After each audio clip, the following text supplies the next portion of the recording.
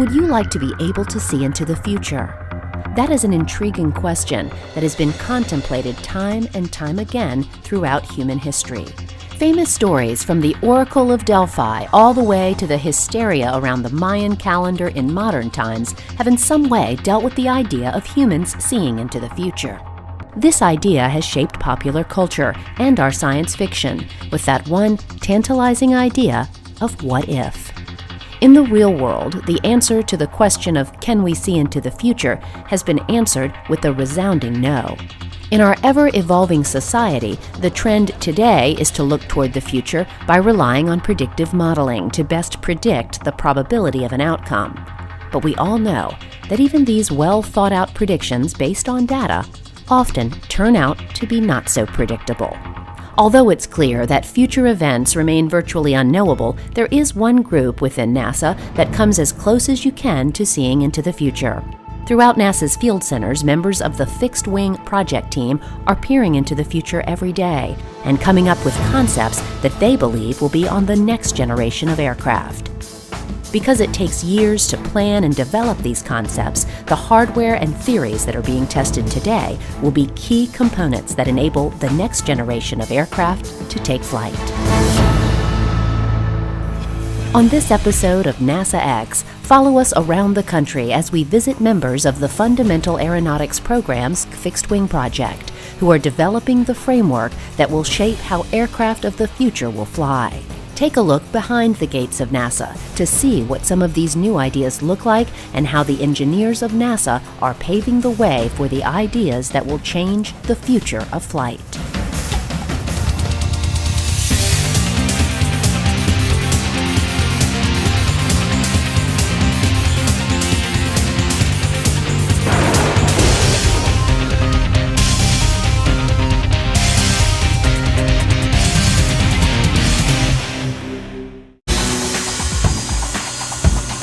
To the untrained eye, most of the aircraft of today look very similar. This is because over the past century of flight, aeronautical engineers have worked hard to optimize passenger aircraft to the point where they are as efficient and safe as possible. As a result, the basic tube and wing shape has been configured and examined from every possible angle, making it the most efficient design possible today. Although aircraft have looked basically the same over the past few decades, if you look closely, you can see some of the major design changes. Wings that were once swept back more dramatically now are less so because of advances in aerodynamic shaping. Engines that spewed emissions by the ton are now much more efficient. Materials that were once so heavy that they significantly weighed down a craft are now much lighter and stronger. With all this improvement and efficiency, it is fair to ask if there is anything else that can be done to make flight even better. The answer is of course yes. Behind the gates of NASA, there are scores of researchers who know that we can still make aircraft better because they are working toward these long-term goals every day. Some of these researchers from the Fixed Wing Project are working on so-called N+3 configurations and goals. In mathematical terms, the letter N is where you start now. N+1 is the next step. N+2 is just beyond that, and so on. Here in the Fixed Wing Project, N+3 equates to aircraft that will be flying in around the 2030-2035 timeframe. For this team, everything is on the table, including engines, fuels, wings, and fuselage shapes. Well, we need to remember the first A in NASA is aeronautics. So it's a National Aeronautics and Space Administration. Aeronautics is the field of research for airplanes. The airplanes that will fly today were researched and experimented within NASA many years ago. So we're trying to continue that tradition, that important work that we have done for the nation and the world for 20, 30 years from now. Fixed Wing is a NASA research program in which we are doing activities to try to improve the airplanes that we're going to be flying in the future. We're trying to make them less noisy. We're trying to make them better for the environment. We're trying to make them in a fashion that they will use less fuel. The research we're doing is important because air travel it's such an important part of your life. People travel, even if you don't travel, cargo gets carried every single day. You use something every single day that gets carried by an aircraft. It's part of our way of life these days, and it often gets taken for granted. There are challenges though, so we are focused on exploring and developing technologies and concepts to improve the energy efficiency and environmental compatibility of transport aircraft. With this mandate to significantly lower noise and emissions and increase performance for subsonic aircraft, there will be a need to address virtually every aspect of the current aircraft configuration, including developing new materials and engines, testing alternative fuels, and even changing the fundamental shape of the aircraft. All across the country, fixed-wing researchers are doing just that. Major advancements are being made into the understanding of how future aircraft will fly. Because there are so many areas of study, let's first look at something that has the potential to be used today as well as in the 2030 timeframe: alternative fuels. On this beautiful morning at NASA Dryden in California's high desert, a test called ACCESS, or the Alternative Fuel Effects on Contrails and Cruise Emissions test, was performed to study the effects of alternate biofuel on engine performance, emissions, and aircraft-generated contrails at altitude. For this test, 2 aircraft were flown in tandem. The first is NASA's DC-8, which will be burning an alternative fuel. The second aircraft is NASA's Falcon that will fly directly behind the DC-8 to measure and characterize the emissions coming out of the engines from the alternative fuel.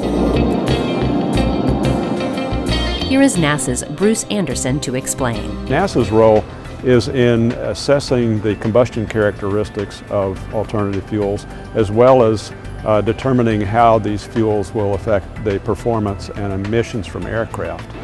To understand how aircraft affect the climate, we need to make measurements at cruise altitudes. So the focus of ACCESS, or the Alternative Fuel Effects on Contrails and Cruise Emissions, was to fly behind the DC-8 in flight and look at its emission and contrail characteristics as we changed from standard jet fuel to a fuel that was a blend of a fuel that was made from camelina plant oil, and also added 50% of Jet A to that. There are some other groups out there. Tyson Foods is making a biodiesel and biojet fuel from chicken fat that they sweep up on their processing plant floors. So there's a number of different ways of making these alternative fuels. All of them result in a fairly clean kerosene that doesn't have nearly the contaminants in it that the fuels from refineries do. The fundamental thing is the aircraft has to retain its performance characteristics when you burn a fuel.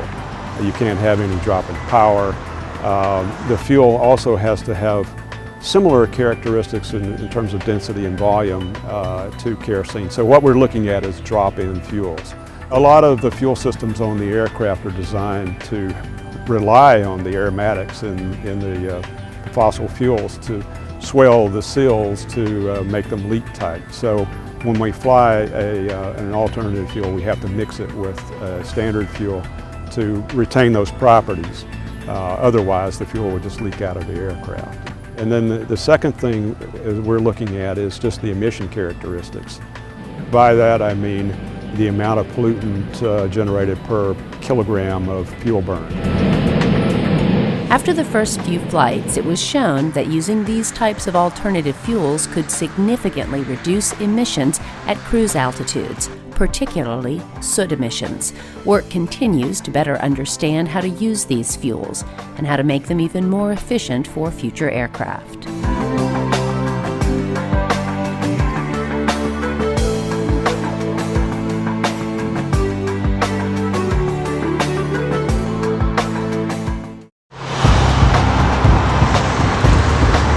Other than alternative fuels, there are some other ideas out there for finding more efficient ways to power aircraft. If we look on our roads today, many of the cars that are now being driven run on a combination of fuel and electricity.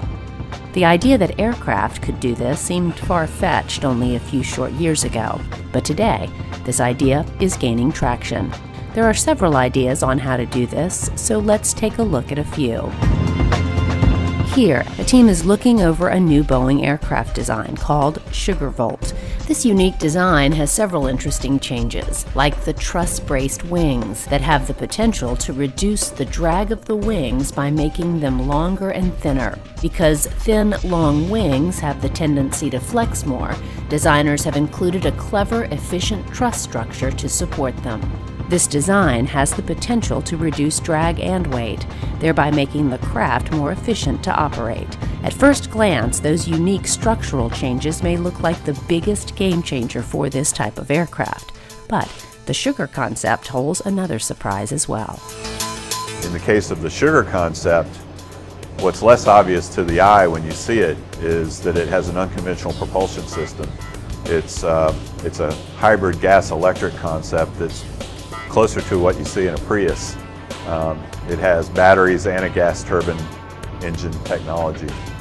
It requires advances to battery technology, but those are happening throughout the world independent of the aerospace industry, and we're trying to leverage that.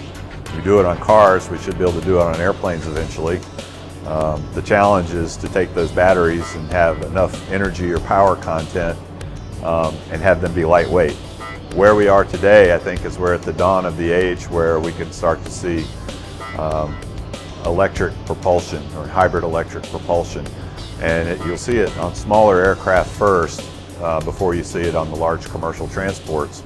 But that's what we're working towards. That's good for cleanliness, it's good for noise, it's good for energy efficiency. Has its challenges. That's why we're working on it, and that's why it's not being done today. The idea behind this vehicle is to have its twin engines burn fuel when great power is needed, like at takeoff. But when the craft is in a cruise configuration, a switch can be made over to a battery electric mode to supplement or even replace power to the engines. If successful, this could reduce the amount of fuel burn by up to 70%. Another concept called turbo-electric propulsion is being studied here at the NASA Glenn Research Center. Here is NASA's Jerry Brown to explain.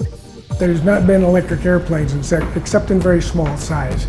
And the reason is that electric motors and generators tend to be too heavy for flight. We're hoping to change that, and we're hoping to get a benefit from saving a whole lot of fuel in the process. The type of electric propulsion that we're talking about today is turbo-electric propulsion. We're going to keep the turbine engine because it's really good as far as a lot of power in a small power plant. And then we're going to use its power to drive a generator, send electricity to motors that drive fans that do the propulsion. This concept will look very different from vehicles of today as well.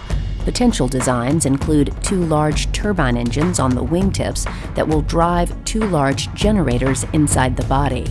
The generators will in turn power a number of fans, providing the propulsion the aircraft needs to fly. What we want to do here is we want to be able to break the turbine engine from the fan, and that gives the aircraft designer a lot of freedom. If he can move the turbine engine somewhere else in the airplane, that may itself have advantages. The engine and the fans don't have to turn at the same speed. You don't even have to have the same number of fans. And that's what we're really looking for, is we want to have an array of a whole bunch of fans, maybe 15 of them, say, and just two engines. You like to keep just two big engines because the big engine is much more efficient. This idea is intriguing, but big changes need to be made to make it viable. One major challenge is the need to reduce the size of the generators, because the generators of today are way too big to fit on an aircraft. One idea that the NASA team is looking at is a way to remove the current type of copper windings in the generator and replace it with superconducting material. This change would allow the generators to shrink, making them viable to fit on future aircraft.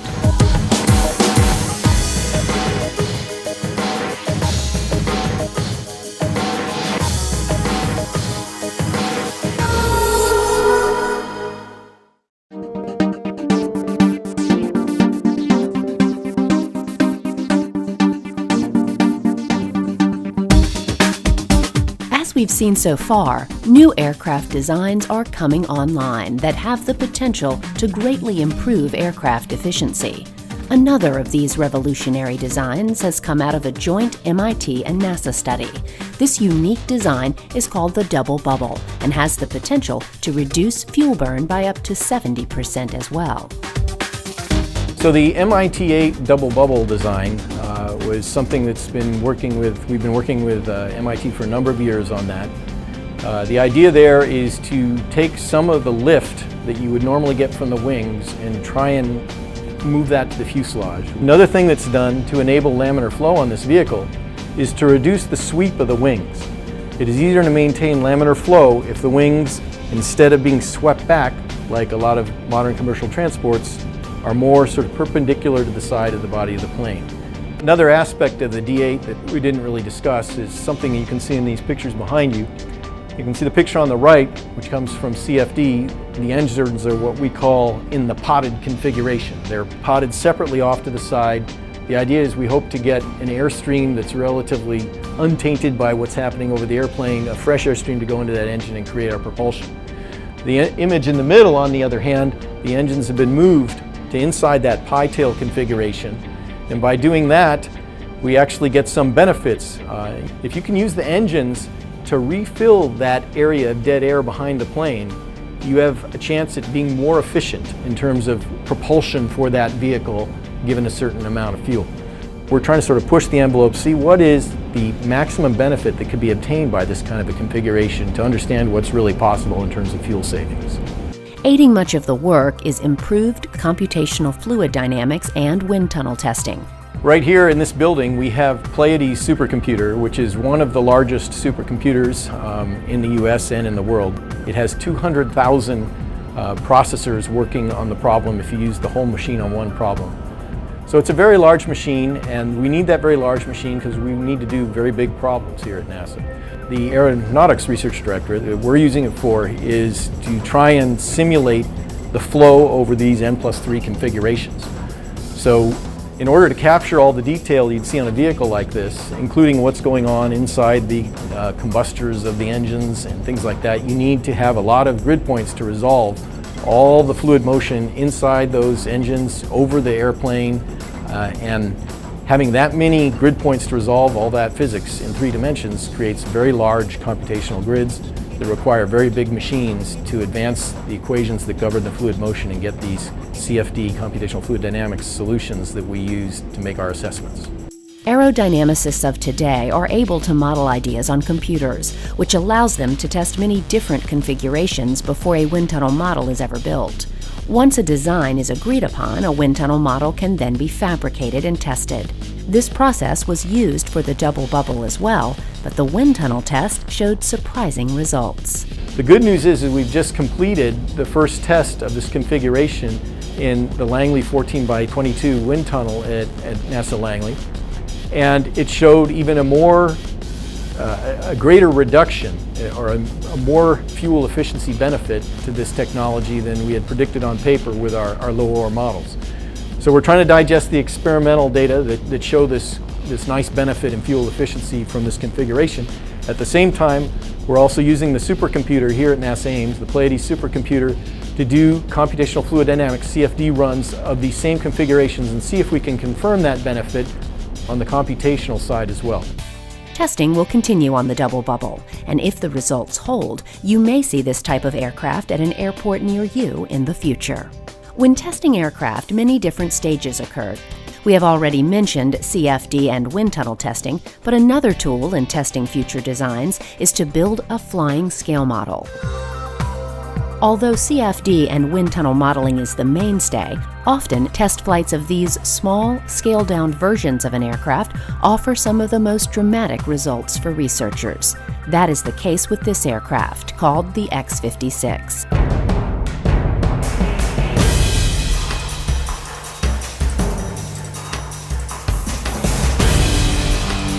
This aircraft is being used as a test bed to understand how different wing configurations work and how a unique idea called active control may be used in the future.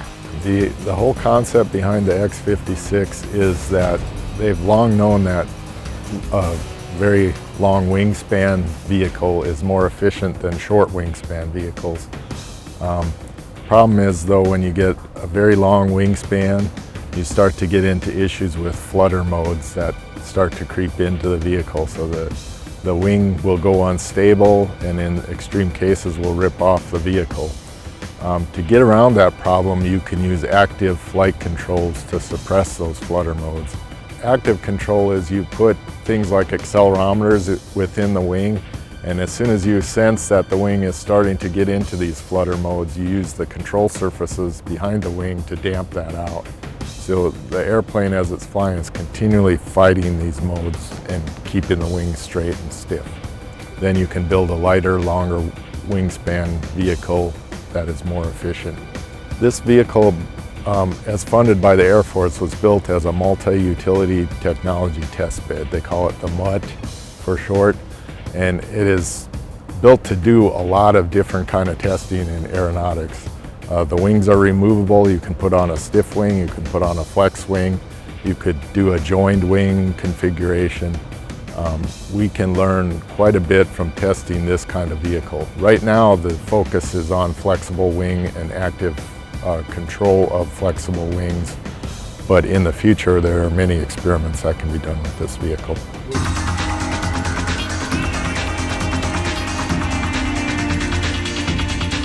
The research on the control of lightweight, flexible wings being performed today on the X-56 is key to enabling the long, thin, low-drag, and low-weight wings of tomorrow's N+3 configurations.